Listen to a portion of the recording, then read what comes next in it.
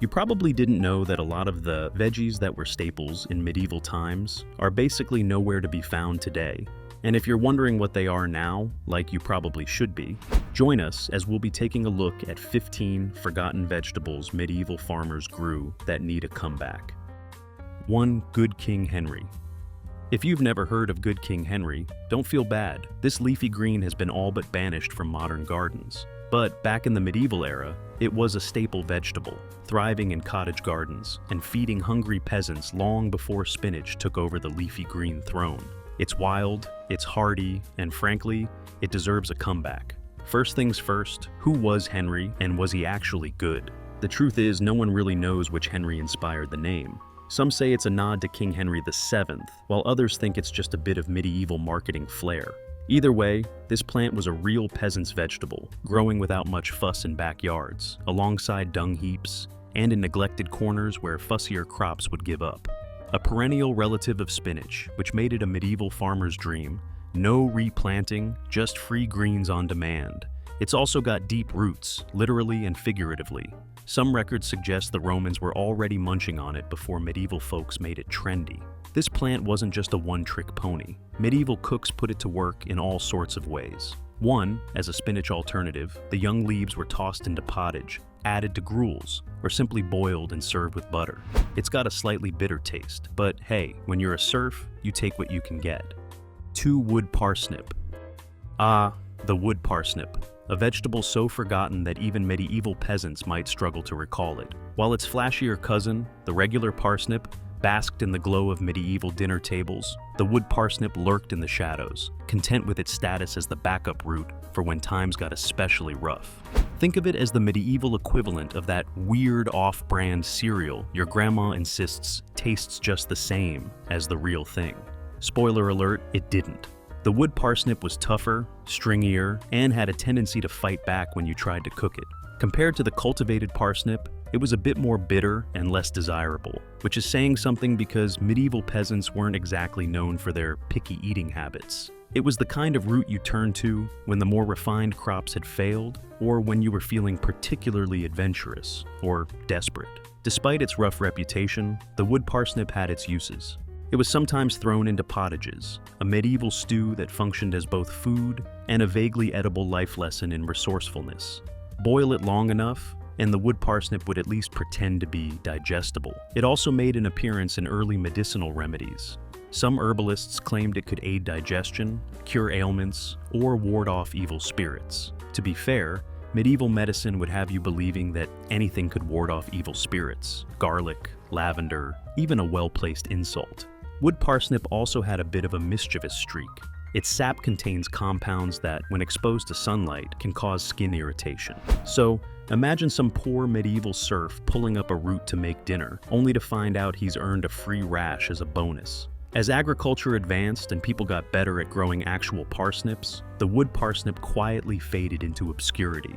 Today, the wood parsnip is mostly seen as a wild plant, lurking in fields and roadsides. This next entry, you might have seen in one of those dodgy health commercials. While knights were busy hacking away at each other, and kings were gorging on oversized turkey legs, or whatever medieval royalty actually ate, this unassuming little root was doing its thing high up in the Andes. Maca, also known as Peruvian ginseng, was a staple for the Inca civilization. But let's be honest, Europe totally missed out. While European serfs were munching on barley porridge and bland root vegetables, the folks in South America were reaping the benefits of this superfood. Maca was used as both food and medicine, and it had a reputation for giving warriors extra strength and stamina. Think of it as a medieval energy drink, minus the questionable coloring and excessive sugar. But let's imagine, just for a second, that maca somehow made its way into medieval Europe.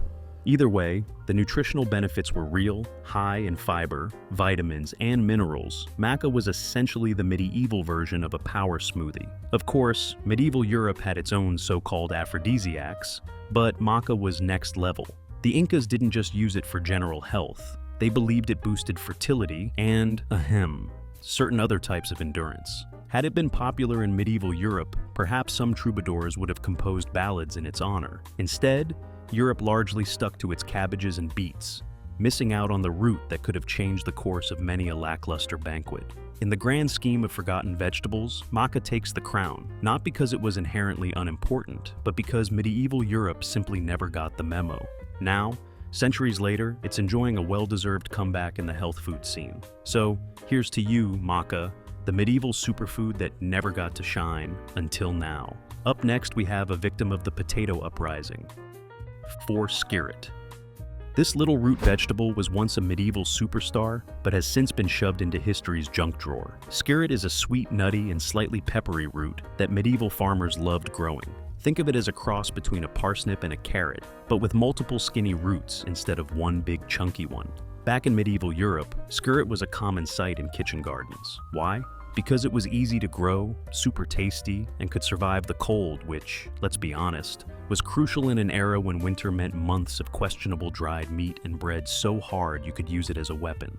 Both peasants and nobility enjoyed it, though the wealthier folk often served it in fancy dishes with butter and spices, while the working class simply boiled or roasted it. Medieval cooks loved skirret because it was versatile. It could be boiled and mashed, or roasted, or fried, or baked into pies and tarts. Oh, and let's not forget its medicinal uses. Herbalists believed skirret was good for digestion, and, rather optimistically, thought it could be an aphrodisiac. So, if skirret was so great, where did it go? Simple. The potato happened. When potatoes arrived in Europe, they were bigger, easier to harvest, and more filling. Skirret, with its thin, multiple roots, just couldn't compete. By the 18th century, it had faded into obscurity. This next veggie sounds like the name of a horse, but was actually pretty palatable, or so I'm told. 5. Sorrel. The underappreciated, slightly sour, leafy green that once had its moment of glory in the medieval era before being rudely shoved aside by more popular vegetables. You've probably walked past it without a second glance, unaware that this zesty little leaf was once a kitchen staple and a go-to remedy for all sorts of medieval maladies. Back in the day, when people didn't have the luxury of popping a vitamin C tablet or sipping on a nice cold lemonade, sorrel was their sour savior. Packed with vitamin C, it helped fend off scurvy, because, let's face it, fresh fruit wasn't exactly abundant for your average peasant. Monks, always ahead of their time, grew sorrel in their gardens for both culinary and medicinal use. They knew that this sharp, lemony green could aid digestion and cool down a feverish brow. Sorrel wasn't just some boring salad filler. Oh no, it was the medieval equivalent of a culinary multi-tool. It added a tangy kick to broths, sauces, and meats, because medieval cooking could be a bit on the bland and heavy side. Let's be honest. It was particularly loved in sauces for fatty meats like pork and duck, cutting through the richness with its natural tartness. Think of it as the OG balsamic sauce, but leafy and green. Not just a feast for the taste buds, sorrel was also a key player in medieval medicine. It was believed to purify the blood, aid digestion, and even serve as an antidote to poisoning because, let's be real, food safety wasn't exactly at Michelin star levels in the Middle Ages. If you accidentally ingested something sketchy, a bit of sorrel tea might have been your best bet. Though if you were poisoned by, say, an ambitious younger sibling with their eye on your inheritance, you might have needed more than a handful of leaves. So why did sorrel fade into obscurity?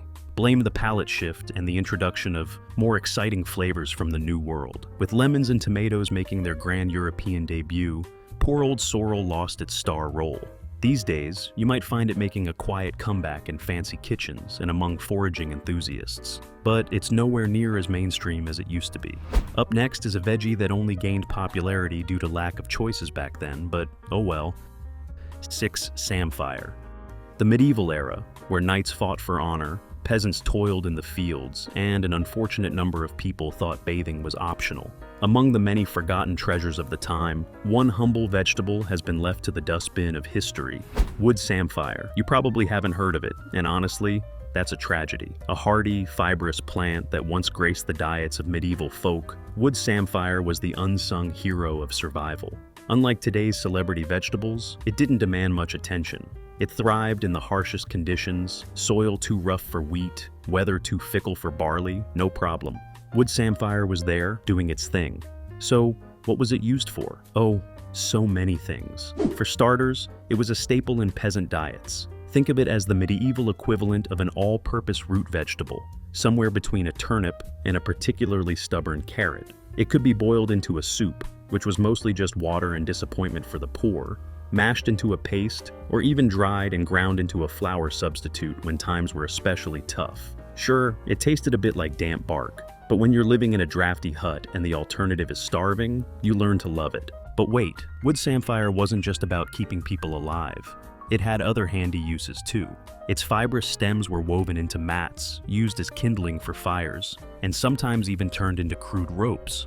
Some accounts even suggest that its oils were used in rudimentary medieval medicine, though given the era's medical wisdom, leeches for everything, that's probably not much of an endorsement. So why did wood samphire vanish into obscurity? Well, blame progress. As agriculture improved, tastier and more nutritious crops took over, and the humble wood samphire found itself unemployed. By the time the Renaissance rolled around, people were too busy painting masterpieces and inventing printing presses to bother with a scrappy little survival veggie. And so, wood samphire faded into legend. But maybe it's time for a comeback. After all, if medieval cuisine taught us anything, it's that people will eat just about anything if they're hungry enough. You thought I was done with the Disney princess references? Think again. Long hair, protective mother. You should know what story this next veggie featured in already. 7. Rampion. Ah, rampion. The forgotten vegetable of yesterday, lost to the annals of history, like a medieval mixtape that no one bothered to rewind. If you've ever heard of it, chances are it was in a fairy tale, Rapunzel, to be exact. That's right, the whole reason that poor girl ended up in a tower was because her mother had an insatiable craving for rampion, and her dad got caught swiping it from a witch's garden. Rampion was a staple in medieval kitchens and apothecaries, yet somehow it got ghosted by modern cuisine. This little-known root vegetable and leafy green combo was beloved for its versatility. The roots tasted somewhat like a mild radish, and the leaves were a delightful addition to salads. In an era when people's diets were largely dictated by what they could grow, forage, or barter for, rampion was a godsend. Not only was it easy to cultivate, but it also provided a nutritional boost when options were slim. Packed with vitamins and minerals, rampion helped keep peasants from keeling over due to scurvy or general malnutrition. Beyond the dinner table, rampion had some medicinal clout too. Herbalists used it for everything from digestive issues to sore throats. Some even believed it had mild aphrodisiac properties because apparently, in the Middle Ages, everything was either a cure for plague or a love potion. So why did rampion vanish? Theories abound. Some say it simply fell out of fashion as other vegetables took center stage. Others blame agricultural shifts and changing tastes. Whatever the case, rampion now lingers in obscurity, surviving only in the pages of folklore and the occasional forager's wild garden. Maybe it's time for a rampion renaissance? Imagine hipster farmers markets selling rampion, a 5-star restaurant plating it alongside quail. Next one is a veggie I'm quite suspicious about, because why would you eat something that's used to make glass and soap? 8. Saltwort. Saltwort, one of those medieval vegetables that history has largely tossed into the compost heap of time. Once upon a time, though, this humble plant had a respectable presence in medieval Europe, particularly among the peasants and resourceful herbalists who knew how to make the most of nature's overlooked bounty. Nowadays, if you mention saltwort, you'll likely get blank stares. So, what exactly is saltwort? It's a scrappy little plant that thrived in salty, alkaline soils where fussier crops wouldn't dare set root. That alone made it valuable in an era when food security wasn't exactly guaranteed. Plus, it was a bit of a Swiss Army knife in the vegetable world. Edible, medicinal, and even useful for soap making. In the medieval kitchen, saltwort wasn't exactly a showstopper, but it had its place. It was commonly tossed into pottages, those thick, hearty soups that were basically the medieval equivalent of throwing whatever's left in the fridge into a stew pot. With its salty, slightly bitter tang, it added some much-needed flavor to otherwise bland fare. Beyond the dinner table, wood saltwort had another fascinating use: soap and glass production. When burned, the plant's ashes were rich in soda ash, a crucial ingredient in making medieval glass and a base for early soaps. That means this unassuming little plant was quietly supporting hygiene and craftsmanship in an era where both were, let's say, works in progress. Medicinally, saltwort had its fans too.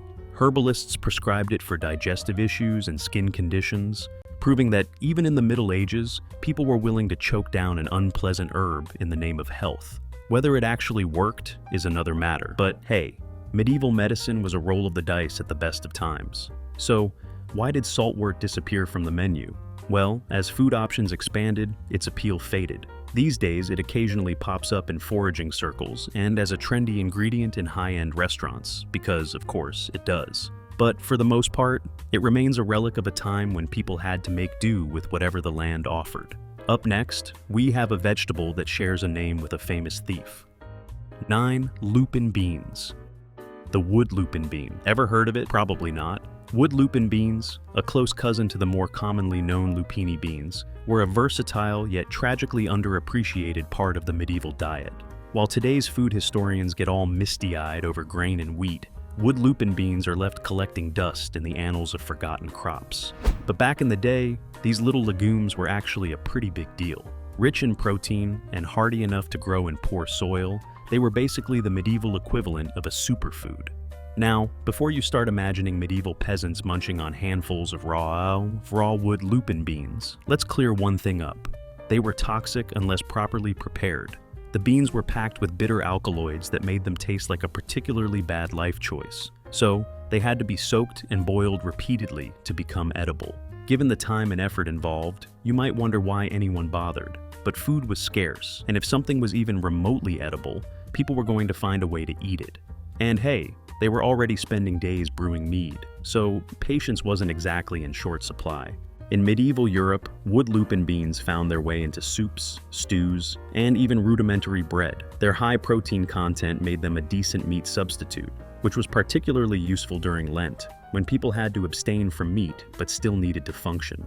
Monks in particular were big fans, probably because they had the time to deal with the whole make sure it won't kill you preparation process. Despite their usefulness, wood lupin beans eventually fell out of favor. Maybe it was the rise of easier to prepare crops, or maybe medieval folks just got tired of boiling something 16 times before they could eat it. Either way, the poor little bean faded into obscurity, replaced by lentils, chickpeas, and eventually the mighty potato.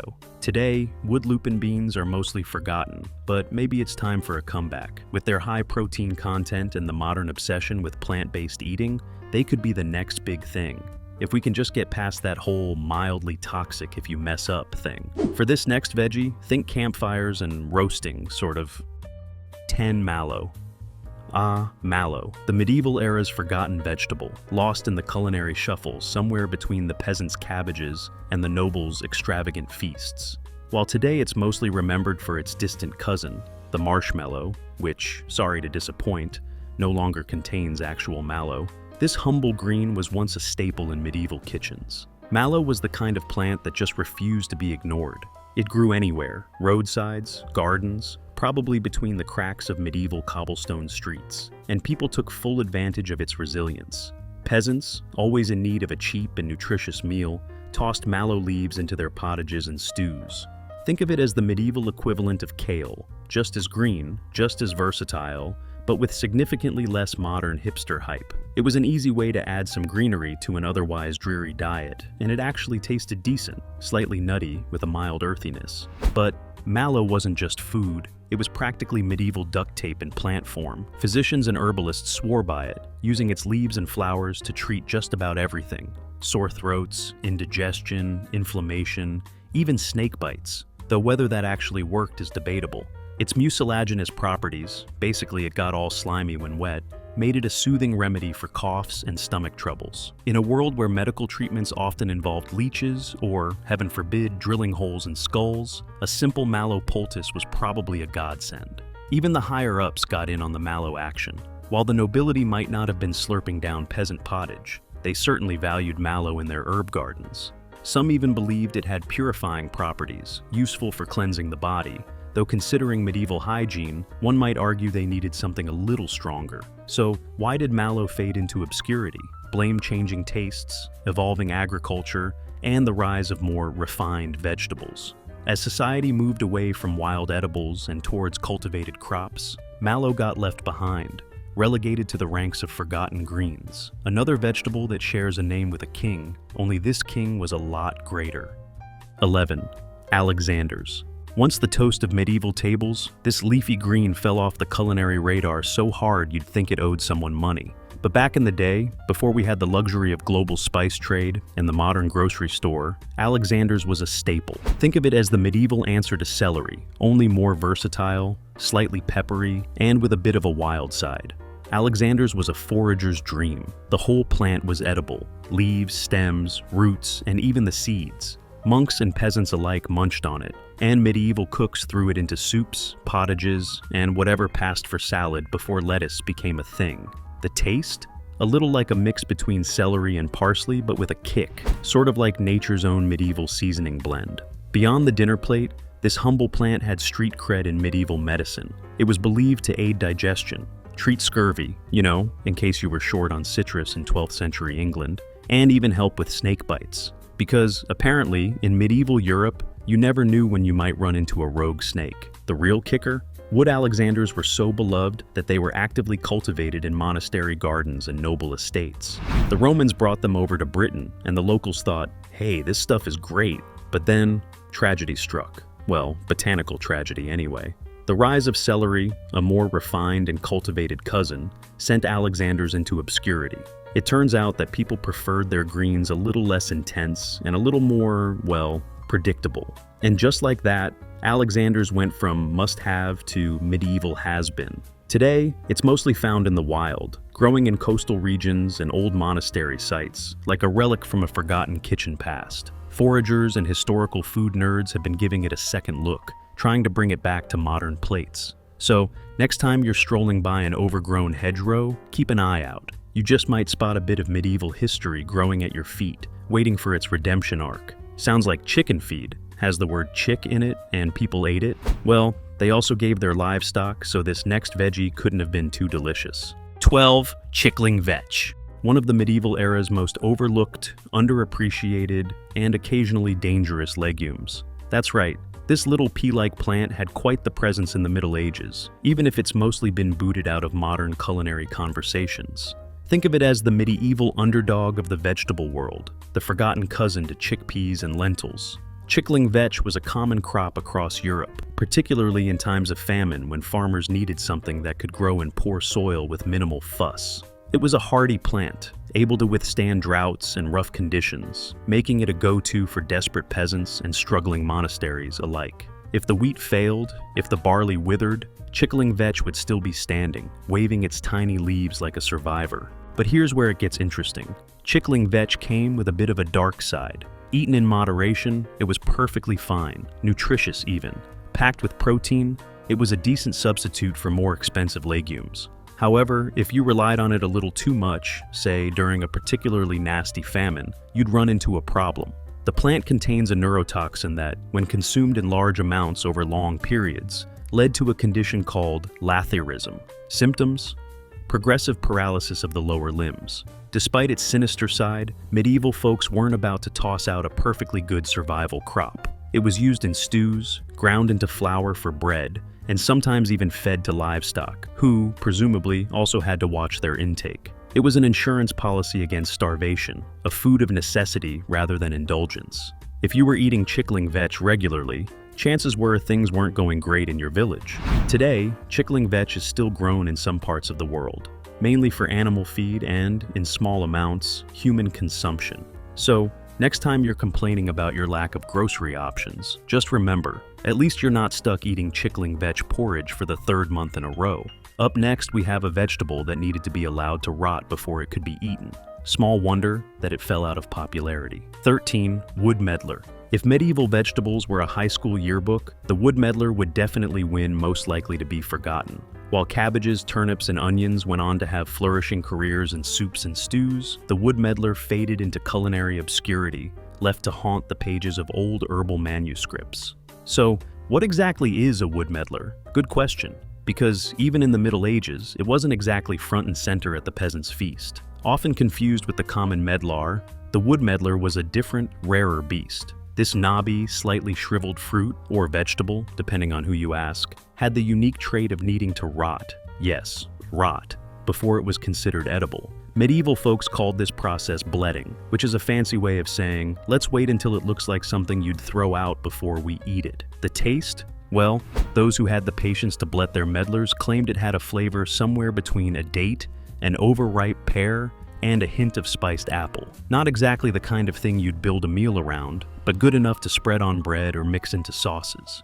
It also had medicinal uses because, of course, everything in the medieval era was either food or medicine, or sometimes both. Wood medlars were believed to be good for digestion, and, according to some records, helped with the kind of stomach ailments you'd get from drinking questionable ale or consuming meat of, let's say, uncertain freshness. Beyond the dinner table, or sickbed, wood medlars had a quiet presence in medieval gardens. They were hardy, grew on resilient trees, and didn't require much pampering, ideal for the rugged, no-nonsense world of medieval gardens. Yet, despite their usefulness, they were never the star of the show. Perhaps it was the unfortunate rotting prerequisite, or maybe they just couldn't compete with the flashier fruits and veggies hogging the limelight. As the centuries rolled on, the wood medlar slipped through the cracks of history, outpaced by more palatable produce. But maybe it's time for a revival? After all, if we can bring back sourdough, surely there's room on our plates for a vegetable that just needs a little extra time.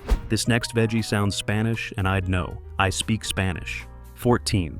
Scorzonera. Move over. Carrots and parsnips. There's another root that had its moment in medieval kitchens before quietly slipping into culinary obscurity. Meet scorzonera, also known as black salsify, or the much more dramatic-sounding viper's herb, because apparently medieval folks loved naming plants after venomous creatures. Scorzonera was once a staple in European cuisine, and while it never quite reached celebrity status like garlic or onions, it was prized for both its flavor and supposed medicinal properties. Think of it as the medieval superfood that nobody talks about. This root vegetable, with its dark, rough exterior and creamy white interior, was believed to have some pretty wild healing powers. Everything from curing snake bites, hence the nickname, to being a general cure-all for poison. In the kitchen, scorzonera was often cooked up in stews, mashed like turnips, or even fried for a bit of crispy indulgence. Some medieval cookbooks described it as a delicacy, likening its taste to that of oysters. Now, whether that's accurate or just medieval-era food PR at work is up for debate, but clearly people enjoyed it. Beyond the plate, scorzonera had a bit of a reputation as an aphrodisiac, because, let's be real, everything in medieval medicine seemed to have that side benefit. Monks, housewives, and apothecaries alike might have recommended it for those feeling a little uninspired. And if that wasn't enough, some herbalists even insisted it had magical properties, making it part of the ever-growing list of things that medieval folks believed could ward off the plague. So, why did scorzonera fade into the background? Well, for one, it's a bit of a pain to prepare. Peeling that rough skin off is no joke. Plus, as more accessible and less labor-intensive veggies like potatoes entered the European diet, poor scorzonera got left behind.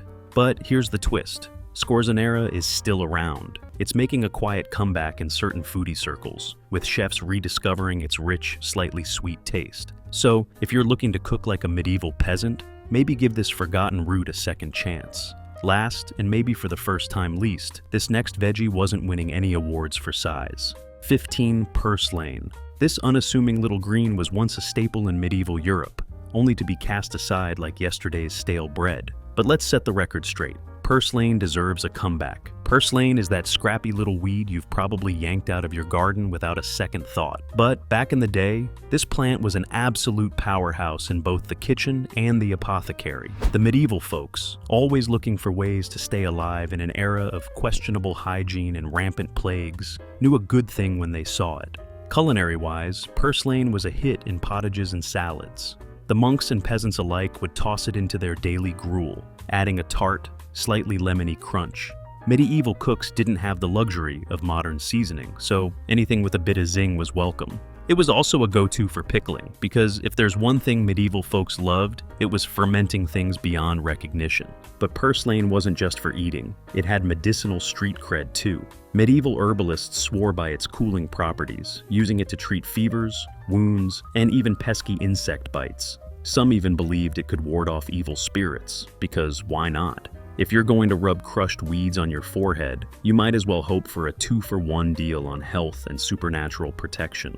So, what happened? Why did purslane, once a darling of the medieval world, end up as a forgotten roadside weed? As food culture shifted, fancier greens like lettuce and spinach took over, and purslane got the boot. But here's the thing. Modern nutritionists are rediscovering its benefits, and trendy chefs are sneaking it back onto plates. It's like the medieval version of kale, waiting for its hipster moment. So, next time you see purslane growing wild, don't just dismiss it as another garden nuisance. Give it a second look. Your medieval ancestors certainly did. And hey, if it was good enough for them, it might just deserve a place at your table too. With that, we wrap up our journey into the land of forgotten vegetables and their strange features. Do you think you'll be adding any of these ones to your garden and starting their comeback yourself? Let us know in the comments below.